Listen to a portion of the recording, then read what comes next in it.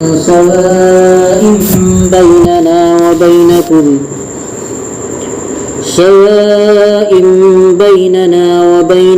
ألا نعبد إلا الله ولا نشرك به شيئا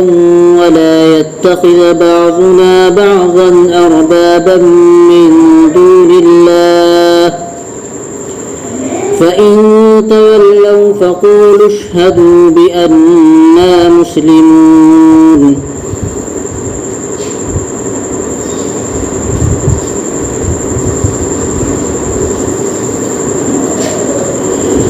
اللہ تعالی شانہ ارشاد فرماتے ہیں،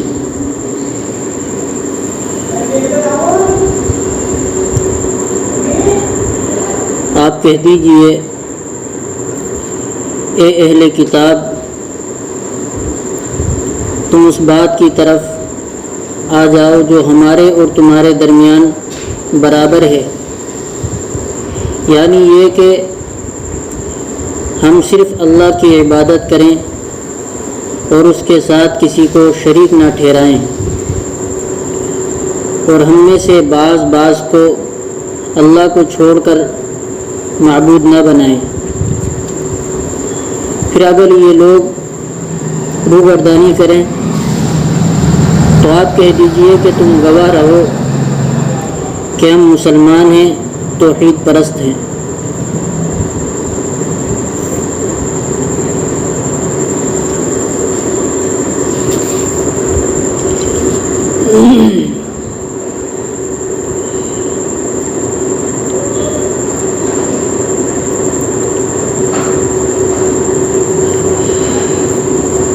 یہ آیت جو ابھی تلاوت کی گئی اس کا ترجمہ کیا گیا سورہ آل عمران کی آیت ہے۔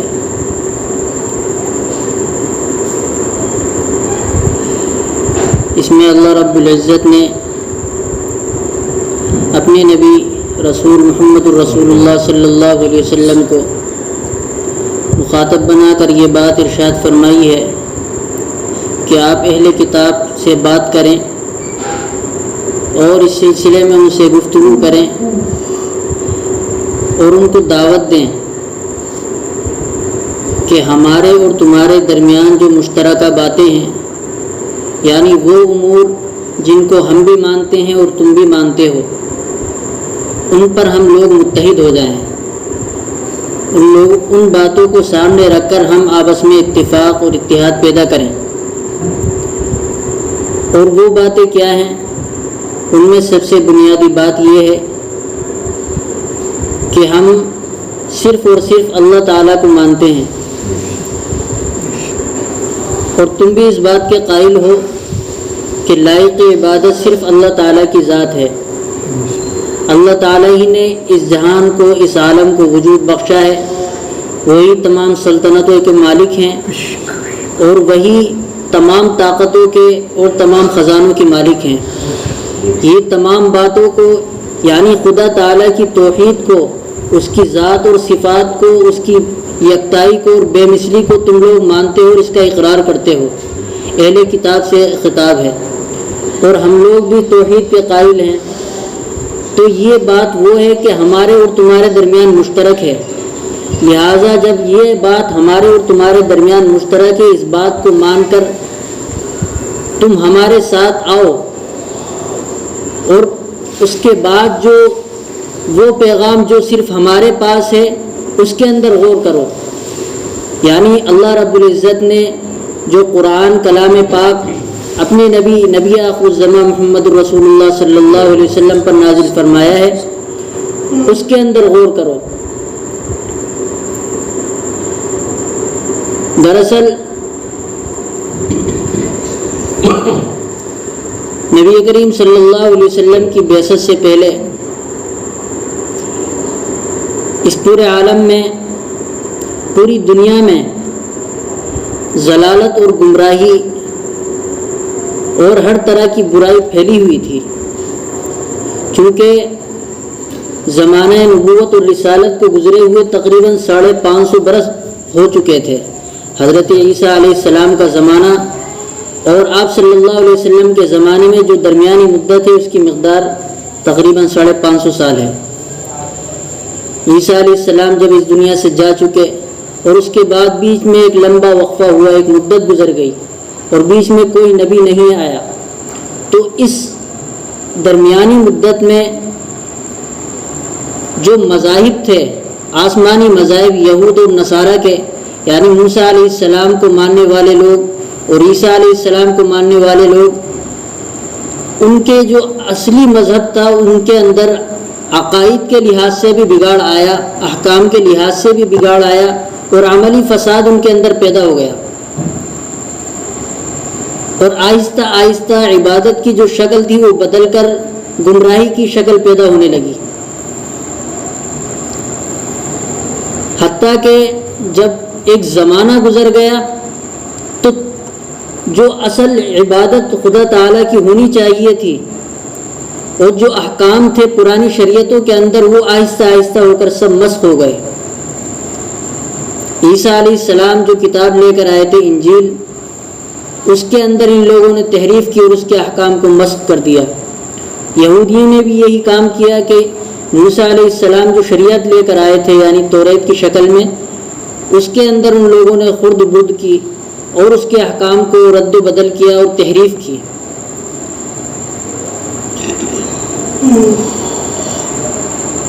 اور چونکہ آپ صلی اللہ علیہ وسلم کی بعثت اور آپ کی پیدائش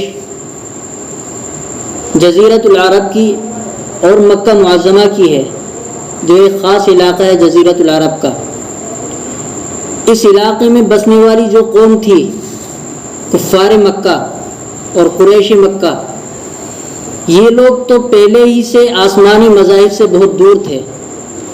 ان کی حالت تو ان لوگوں سے بھی زیادہ گئی گزری تھی جن لوگوں کے پاس آسمانی مذاہب تھے، یعنی یہود و نصارہ۔ وہ لوگ تو کسی نہ کسی درجے میں مذہب کو ماننے والے اور مذہب پر عمل کرنے والے تھے، لیکن مکہ ایک زمانے سے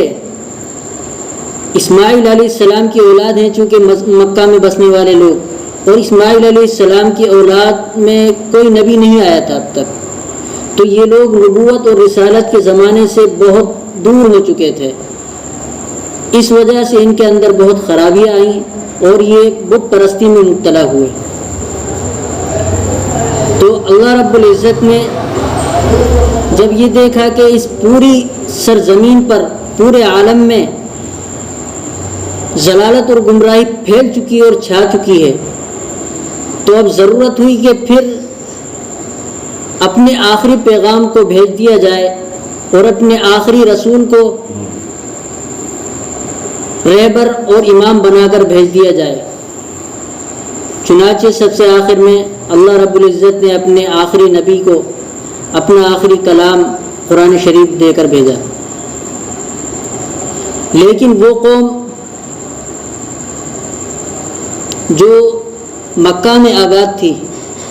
وہ چونکہ ناآشنا تھی اور ایک زمانے سے بت پرستی ہی میں مبتلا تھی اور اپنے آباء و اجداد کو اسی میں دیکھا تھا کہ وہ بت پرستی میں بتوں کی پوجا کرتے ہیں، تو وہ بھی اسی میں مبتلا تھے۔ تو آپ صلی اللہ علیہ وسلم جب توحید کا پیغام لے کر کھڑے ہوئے اور امت کے سامنے صحیح بات رکھی کہ خدائے واحد ہی صرف عبادت کے لائق ہیں، وہی اس لائق ہیں کہ ان کے آگے سر جھکایا جائے، تو یہ جب ان کو یہ بات نہیں معلوم ہوئی، چونکہ انہوں نے اپنے آباء و اجداد کو اسی طرح بتوں کے آگے سر جھکاتے دیکھا تھا، تو جب آپ صلی اللہ علیہ وسلم نے یہ پیغام ان کے سامنے رکھا تو وہ لوگ دشمنی پر اتر آئے اور وہ لوگ کہنے لگے کہ یہ تو ایک نیا مذہب ہے، نئی بات ہے، نیا دین ہے، حقیقی اور صحیح بات کو نئی بات کہنے لگے، اور جو بت پرستی تھی اور غلط اور گمراہی تھی اسی کو وہ صحیح سمجھتے تھے، اسی پر اڑے ہوئے تھے۔ بالآخر ان لوگوں نے آپ صلی اللہ علیہ وسلم پر ظلم ڈھائے اور آپ کو انتہا یہ ہے کہ آپ کو قتل کرنے کی کوشش کی۔ بالآخر آپ کو اور آپ کے ساتھیوں کو مجبور ہو کر اس علاقے کو چھوڑنا پڑا اور آپ صلی اللہ علیہ وسلم ہجرت کر کے مدینہ تشریف لے گئے۔ جب آپ مدینہ تشریف لے گئے تو وہاں اس علاقے میں اہل کتاب کی کثرت تھی. یہاں بھی اہل کتاب کا لفظ استعمال ہوا ہے. اہل کتاب قرآن میں کہیں لفظ اہل کتاب بولا جاتا ہے وہ کہیں بنی اسرائیل. یہ دو تعبیر ہیں اور ان کا معنی اور مفہوم ایک ہی ہے. یعنی وہ قوم جس کو اللہ رب العزت نے اپنی کتاب عطا کی تھی، اپنے احکام عطا کیے تھے، وہ کتاب وہ اہل کتاب ہیں اور وہ بنی اسرائیل بھی کہلاتے ہیں. تو جب آپ صلی اللہ علیہ وسلم ہجرت کر کے مدینہ تشریف لے گئے تو اس علاقے میں اہل کتاب آباد تھے.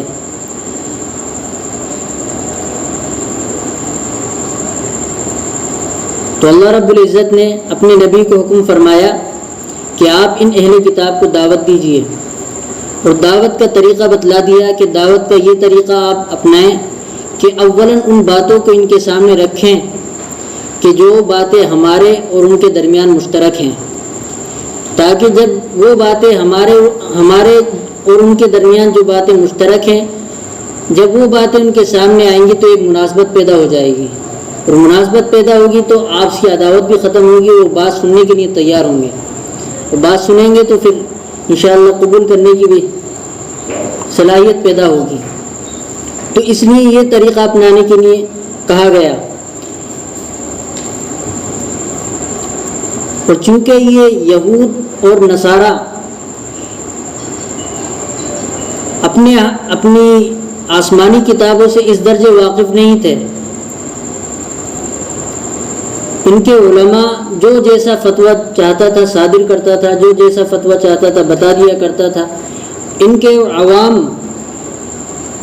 کے علماء کو اس درجے پر بٹھا دیا تھا ان کی عوام نے کہ جو جیسا وہ کہتے تھے ویسے ہی وہ لوگ مان لیا کرتے تھے. تو اسی کو اللہ رب العزت نے منع فرمایا ہے وَلَا يَتَّخِذَ بَعْضُنَا بَعْضًا أَرْبَابًا مِّن دُونِ اللَّهِ کہ بعض کو معبود نہ بنائیں، یعنی ان کو ایسے مقام اور مرتبے پر نہ بٹھا دیں کہ ان کے لیے وہ باتیں ثابت کرنے لگے جو خدا تعالیٰ کے لیے ہوتی ہیں. یعنی کسی چیز کو حلال کرنا، کسی چیز کو حرام کرنا خدا تعالیٰ ہی کے لیے ہے، خدائی منصب ہے، اور کسی کو نفع و نقصان پہنچانا یہ بھی خدا تعالیٰ کی قدرت میں ہے. تو خدا کے علاوہ کسی اور کے لیے ان باتوں کو ثابت کرنا کہ جو صرف خدا تعالیٰ کے ساتھ خاص ہے، یہ بھی ایک درجے کا شرک ہے. اس لیے یہاں منع کیا گیا کہ بعض کو رب نہ قرار دیں. اصل میں گمراہی آتی اسی وقت ہے کہ جب کسی چیز کو اس کے اصل مقام سے ہٹا کر یا تو بڑھا دیا جائے یا گھٹا دیا جائے، جس کو اصطلاح میں غلو کہا جاتا ہے. اگر غلو کر دیا جائے تو گمراہی پیدا ہونے لگتی ہے. ہدایت کے دو سلسلے اللہ رب العزت نے بھیجے تھے، ایک شخصیت یعنی انبیاء علیہ السلام کا ایک سلسلہ اللہ رب العزت نے بھیجا، یعنی وہ منتخب انسان جن کو اللہ نے اپنا پیغام پہنچانے کے لیے منتخب کیا تھا،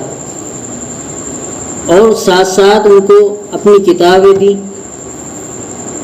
تو شخصیت اور کتاب یہ دونوں چیزیں ایک ساتھ جب چلیں گی تب کامل ہدایت اور صحیح رہبری ہوگی. اگر کسی ایک چیز ہی کو لے کر چلا جائے گا تو کامل ہدایت نصیب نہیں ہوگی. ان لوگوں نے یعنی یہود اور نصارہ نے یہ کام کیا کہ اپنے انبیاء کو اس درجے پر رکھ دیا جو خدائی منصب تھا. چنانچہ نصارہ اس بات کے قائل تھے کہ عیسیٰ علیہ السلام خدا کے بیٹے ہیں، اور ان کے لیے وہ بات ثابت کرتے تھے جو صرف خدا تعالیٰ کے ساتھ خاص ہے. اور یہود نے بھی اسی طرح کا کام کیا. وہ عزیر علیہ السلام کو کہتے تھے کہ وہ خدا کے بیٹے ہیں. بہرحال ان کے عقائد میں بہت زیادہ بگاڑ آیا. تو اللہ رب العزت نے اپنے نبی صلی اللہ علیہ وسلم کو حکم فرمایا کہ آپ ان سے بات کریں اور اولاً ان کو توحید کی دعوت دیں، اس لیے کہ تمام طاعتوں اور عبادتوں کی جڑ بنیاد توحید ہے. اور توحید کی حقیقت یہی ہے کہ بندہ خدا تعالیٰ کی ذات کو اور صفات کو، خدا تعالیٰ کو اس کی ذات اور صفات میں یکتا اور بے مثل مانے، یعنی خدا تعالیٰ کا نہ تو کوئی شریک ہے، وہ تنہا ہر چیز کے مالک ہیں، اور تمام جو صفات ہیں، علم، قدرت اور تمام خوبیاں اور کمالات صرف اللہ تعالیٰ کے لیے ثابت ہیں۔ اگر ہمیں کسی کے پاس کوئی خوبی نظر آ رہی ہے تو اس کسی کی اپنی ذاتی خوبی نہیں ہے، صرف عطائے خداوندی ہے۔ تو اس توحید کے پیغام کو پہنچانے کے لیے اللہ رب العزت نے آپ صلی اللہ علیہ وسلم کو یہ حکم دیا کہ آپ ان سے توحید کے سلسلے میں گفتگو کریں، چونکہ ان لوگوں کی مذہب کی اصل بنیاد بھی یہی ہے کہ یہ لوگ بھی توحید کے قائل تھے، مگر زمانہ گزر جانے کے بعد ان لوگوں کے اندر بت پرستی آئی۔ تو اگر ان کو صحیح بات اور ان کی بنیاد، ان کے مذہب کی جو اصل بات ہے وہ بتائی جائے گی تو بہت ممکن ہے کہ یہ اصل بات کی طرف رجوع کریں اور صحیح بات کو مان لیں۔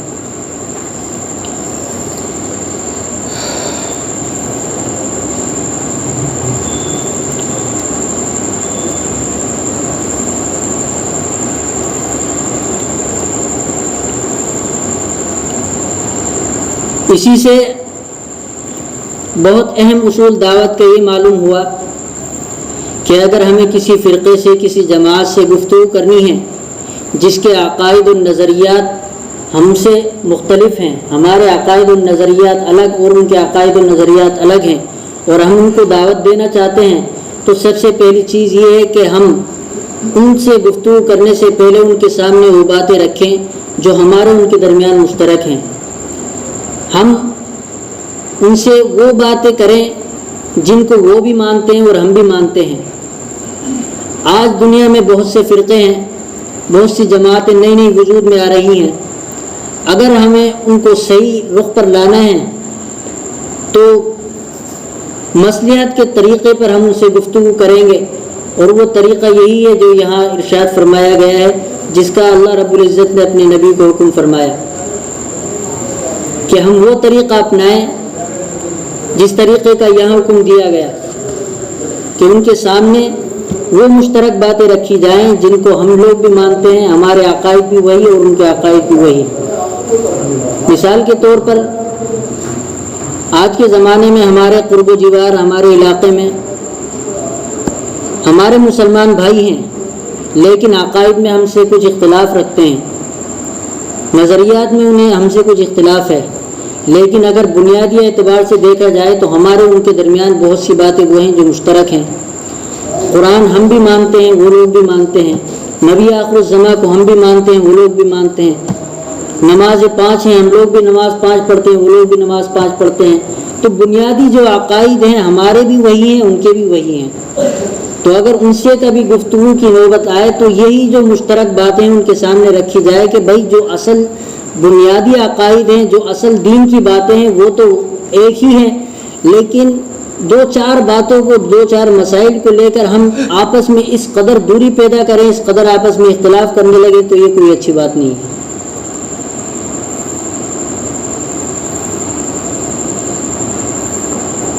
دعوت میں اثر پیدا کرنے کے لیے، دعوت کو مؤثر بنانے کے لیے یہ ضروری ہے کہ دعوت کے جو اصول ہیں ان کو مد نظر رکھا جائے۔ ان اصولوں میں سے ایک اصول، اہم اصول یہ ہے کہ آدمی باعمل ہو اور بات پوری تحقیق کے ساتھ مدلل انداز میں سامنے مخاطب کے سامنے رکھے، اور وہ طریقہ اپنائے جو قرآن میں بیان کیا گیا ہے۔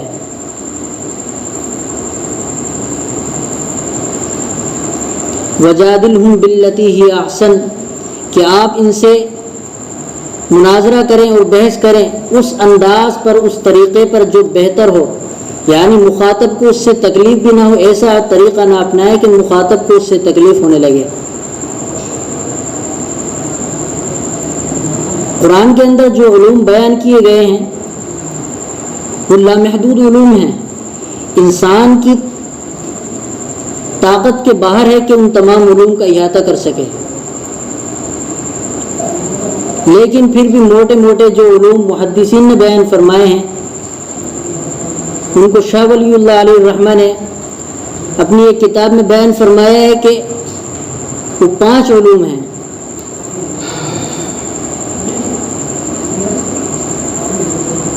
سب سے پہلے علم یعنی قرآن کے اندر قرآن کی سب سے بنیادی حیثیت یہ ہے کہ یہ زندگی گزارنے کا صحیح طریقہ بتاتا ہے. یعنی انسان کے اندر جو کج روی ہوگی، جو ٹیڑھ ہوگی، اس کو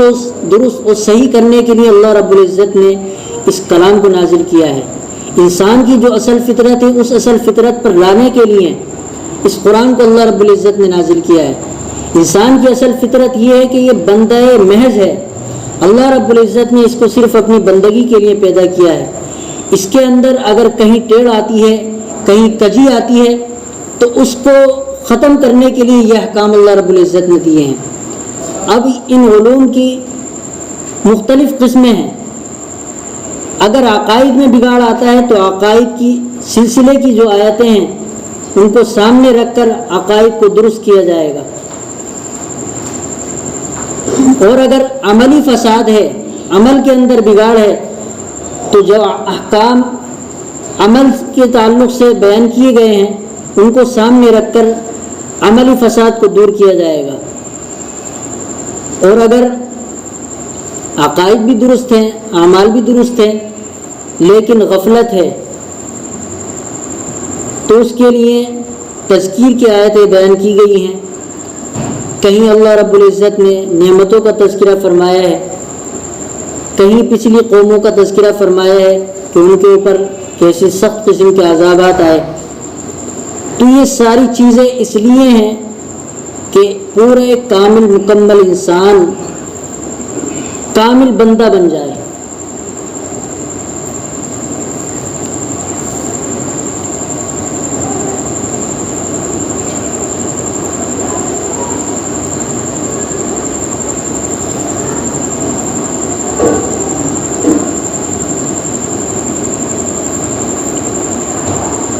تو یہاں جو آیت یہ بیان کی گئی ہے اس میں اللہ رب العزت نے اپنے نبی محمد صلی اللہ علیہ وسلم کو حکم فرمایا کہ آپ ان سے گفتگو فرمائیں. چونکہ آپ مدینہ ہجرت کر کے جب تشریف لے گئے تو قرب و جوار کے علاقے میں یہود اور نصارہ آباد تھے. ان سے گفتگو کرنے کے لیے جو طریقہ اپنانا تھا اس طریقے کی طرف اللہ رب العزت نے رہنمائی فرمائی کہ اولاً آپ ان سے گفتگو فرمائیں تو وہ یہ طریقہ اپنائیں کہ ان کے سامنے مشترک باتیں رکھیں، یعنی وہ باتیں جو ہم بھی مانتے ہیں اور یہ لوگ بھی مانتے ہیں. چنانچہ حدیث میں آتا ہے کہ اللہ کے نبی صلی اللہ علیہ وسلم نے صلح حدیبیہ کے درمیان کی جو مدت تھی تو اس موقع پر شاہان بادشاہ کے نام بہت سے خطوط روانہ کیے تھے. انہی میں سے ایک خط بادشاہ روم کے نام تھا. اس میں اللہ کے نبی صلی اللہ علیہ وسلم نے اس کو نصیحت کی تھی بادشاہ کو کہ تم اسلام لے آؤ تو تم مسلمان محفوظ ہو جاؤ گے، اور جو لوگ تمہیں دیکھ کر ایمان لے آئیں گے تو اس کا بھی تمہیں اجر ملے گا، اور اگر تم نافرمانی کرو گے، روگردانی کرو گے تو ان لوگوں کا وبال بھی تم پر پڑے گا. اسی خط کے اندر یہ آیت بھی اللہ کے نبی صلی اللہ علیہ وسلم نے لکھ کر بھیجی تھی. چونکہ بادشاہ روم دراصل نصرانی تھا، وہ عیسائی تھا مذہباً، حضرت عیسیٰ علیہ السلام پر ایمان رکھتا تھا. جب یہ خط اس کے سامنے پہنچا تو وہ اس کی تحقیق کرنے کے لیے اس نے ایک قافلے کو بلایا جو قریش کا ایک قافلہ تجارت کی غرض سے شام کی طرف گیا ہوا تھا. اسے معلوم ہوا کہ یہاں قریب میں قریش کا ایک قافلہ آیا ہوا ہے. اس قریش کے قافلے کو بلا کر اس نے تحقیق کرنی چاہیے کہ جو خط ہمارے پاس آیا ہے کہ یہ شخص جو نبوت کا دعویٰ کرتا ہے کہ اس کا کیا حسب و نسب ہے، ان کے حالات کے بارے میں گفتگو کرنا چاہتا تھا. اس قافلے کے سردار ابو سفیان تھے جو اب تک ایمان نہیں لائے تھے. اس قافلے میں کوئی بھی ایمان نہیں لایا تھا. تو چونکہ قافلے کے سردار ابو سفیان تھے، ان سے گفتگو کی اور ان سے سوالات کیے کچھ کہ بتاؤ یہ شخص جو نبوت کا دعویٰ کرتا ہے کیا اس کا حسب نسب کیسا ہے، یعنی یہ خاندانی اعتبار سے کیسا آدمی ہے، اور اس کے آباء و اجداد میں کیا کوئی بادشاہ بھی ہوا ہے یا اس سے پہلے کسی نے نبوت کا دعویٰ کیا ہے، تمہیں کبھی اس کے تعلق سے جھوٹ کا تجربہ ہوا، اس طرح کے سوالات کچھ کیے۔ تو ابو سفیان اگرچہ اب تک ایمان نہیں لائے تھے، لیکن چونکہ اپنی قوم کے معزز اور سردار آدمی تھے، انہیں ڈر تھا کہ اگر میں کوئی جھوٹ بات بولوں گا تو میری عزت جائے گی، تو انہوں نے جو بات صحیح تھی وہ ساری باتیں بتائیں کہ یہ بہت معزز خاندان کے آدمی ہیں، حسب و نسب ان کا بہت اعلیٰ ہے، اور ان کے آباء و اجداد میں بھی کوئی بادشاہ یا کوئی نبی نہیں ہوا، اور ہمیشہ سچ بولتے ہیں، سچی باتوں کا حکم کرتے ہیں، پاک دامنی کا صلہ رحمی کا حکم کرتے ہیں۔ یہ جب جوابات بادشاہ روم کے سامنے ابو سفیان نے دیے تو اس نے کہا کہ اگر واقعی یہ بات ہے جو تم نے بیان کی تو یقین جانو کہ عن قریب وہ اس سلطنت کا، اس حکومت کا وہ مالک ہو جائے گا، اور اس کے جو ساتھی ہیں وہ اس علاقے کو فتح کریں گے جہاں میں بیٹھا ہوا ہوں۔ تو وہ کہنے لگا کہ مجھے یقین تھا کہ عن قریب نبی آخر الزمان تشریف لانے والے ہیں، چونکہ وہ اہل کتاب میں سے تھا نا، اور پہلی کتابوں میں رسول اللہ صلی اللہ علیہ وسلم کے جو احوال و صفات بیان کیے گئے ہیں وہ پہچانتا تھا۔ تو حالات جب اس نے دریافت کیے تو حالات سے اس نے معلوم کر لیا کہ یہ تو واقعی نبی آخر الزمان ہیں۔ تو اس نے کہا کہ یہ واقعی سچے اور برحق نبی ہیں، اگر مجھے موقع ملتا تو میں ان کے پاس جاتا اور ان کے قدم دھو کر پیتا۔ بہرحال وہ قریش کا قافلہ وہاں سے روانہ ہوا۔ ان لوگوں کے چلے جانے کے بعد اس نے اپنے آدمیوں سے گفتگو کی، بادشاہ روم نے، اور ان کے سامنے گفتگو کی، یہ بات رکھی کہ دیکھو یہ شخص جو نبوت کا دعویٰ کر رہا ہے واقعی برحق نبی ہے، اس کے اندر وہ تمام صفات اور حالات ہیں جو ہماری کتابوں میں بیان کیے گئے ہیں، اگر تم ان کی بات مانتے ہو تو ہمیشہ ہمیشہ کی کامیابی تمہارے لیے ہے، اور اگر تم نہیں مانو گے تو تم ناکام ہو جاؤ گے۔ بہرحال ان لوگوں پر دنیا کی محبت سوار تھی۔ جب یہ گفتگو ہوئی تو اس کے سلطنت کے جو گورنر اور اس کے وزراء وغیرہ تھے وہ بھاگنے لگے، کسی نے بھی بات نہیں سنی۔ جب اس نے یہ دیکھا کہ یہ لوگ مانتے نہیں، اعراض کر رہے ہیں، تو اس نے کہا کہ میں تو تمہارا امتحان لے رہا تھا کہ تم اپنے دین پر کتنے پختہ ہو۔ تو وہ خود بھی ایمان نہیں لایا، چونکہ وہ خود بادشاہ تھا نا، اگر ایمان لاتا تو اس کی اپنی سلطنت بھی جاتی۔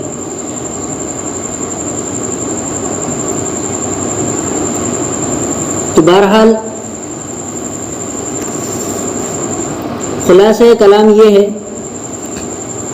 کہ یہ آیت اہل کتاب کے تعلق سے بیان کی گئی ہے،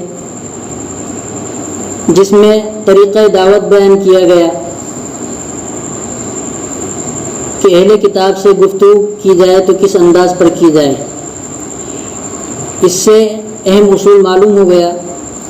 کہ کسی فریق یا کسی جماعت سے، جو جماعت باطل عقائد اور نظریات رکھتی ہے، اگر اس سے گفتگو کی جائے، اس کے سامنے اگر دعوت دی جائے اس کو، تو اس کے لیے ضروری ہے کہ یہی طریقہ اپنایا جائے جو یہاں بیان کیا گیا ہے۔ اور آخر میں یہ بات ارشاد فرما دی فَإِن تَوَلَّوْا فَقُولُوا اشْهَدُوا بِأَنَّا مُسْلِمُونَ، کہ اگر یہ لوگ پھر بھی بات نہ مانیں، آپ ان سے گفتگو کریں، ان کے سامنے دلائل دیں، ان کو قائل کرنے کی کوشش کریں، اگر یہ لوگ پھر بھی بات نہ مانیں، اپنے مذہب پر اڑے رہیں، اپنے باطل عقائد پر اڑے رہیں، تو آپ کو غم کرنے کی کوئی ضرورت نہیں ہے۔ آپ اپنے جو صحیح عقیدہ ہے اس پر پختہ رہیں، اسلام پر قائم رہیں، اور ان لوگوں کو گواہ بنا کر چھوڑ دیں کہ یہ لوگ اگر نہیں مانتے تو ان سے کہہ دو کہ تم گواہ رہو کہ ہم صحیح عقائد پر ہیں۔ فاشہدوا بأننا مسلمون، تم گواہ رہو کہ ہم مسلمان ہیں اور توحید پرست ہیں،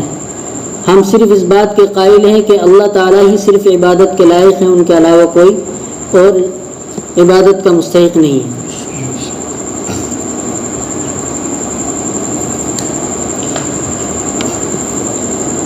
اللہ رب العزت ہمیں